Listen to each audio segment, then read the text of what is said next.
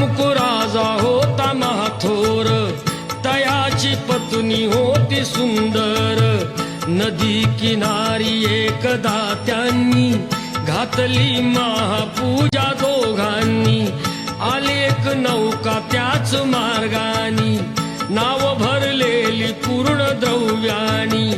होती व्यापारी साधू बाण्याची, रीत पाहण्यास आला पूजनाची. उल्का मुकू त्यास